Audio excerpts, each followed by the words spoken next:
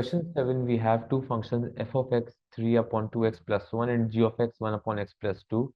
We have to find the range of f. Now, as f of x is equals to 3 upon 2x plus 1 and the value of x is greater than 0, we can see that as we substitute values of x that are positive, the whole function, the value of the whole function will keep on decreasing. As the denominator will start increasing, the value of the function will start decreasing as x is greater than 0.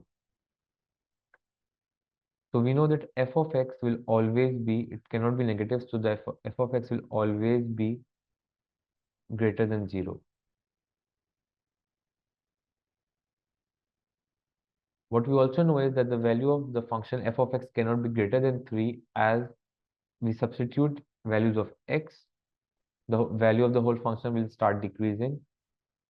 So we can say that f of x will be greater than 0 and the maximum value will be 3, and that 3 will only be reached when the value of x reaches infinity.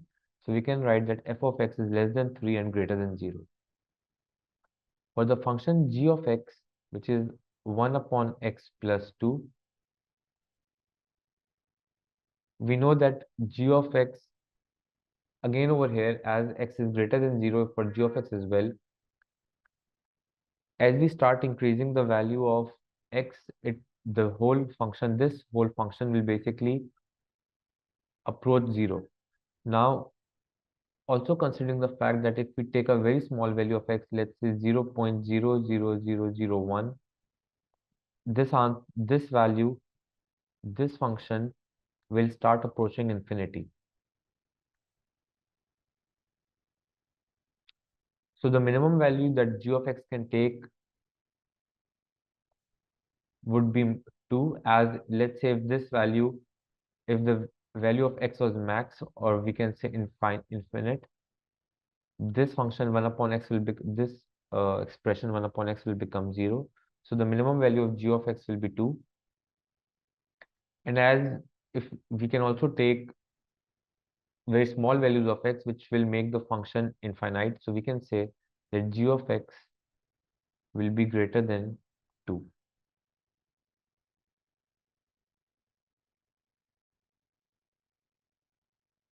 Now in part B, we have to find an expression for f g of x giving our answer in the form ax upon bx plus c.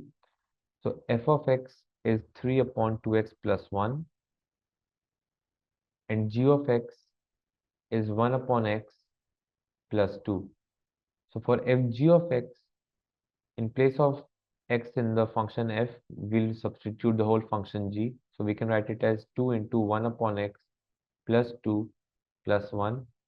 Simplifying this, we'll get 3 upon 2 upon x plus 4 plus 1, which is equals to 3 upon 2 upon x plus 5. Now taking LCM in the denominator, we'll have 3 upon 2 plus 5x upon x. So this can be rearranged and written as 3x upon 2 plus 5x.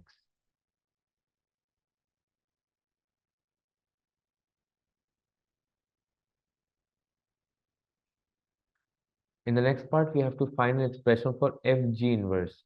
So we already have the function fg of x, which is 3x upon 2 plus 5x. So for finding the inverse, first we write y in place of the function. In the next step, we exchange the values of x and y. So this will become x equals to 3y upon 2 plus 5y. Finally, for finding the inverse, we'll make y our subject. So cross multiplying, first we get 2x plus 5xy is equals to 3y. Bringing y on one side, we'll have 5xy minus 3y is equals to minus 2x. Taking y common, we get y bracket 5x minus 3 is equals to minus 2x. Finally, our answer for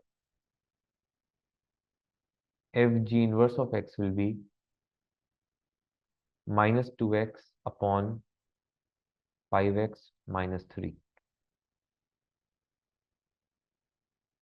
This can also be rearranged and written as positive 2x upon 3 minus 5x.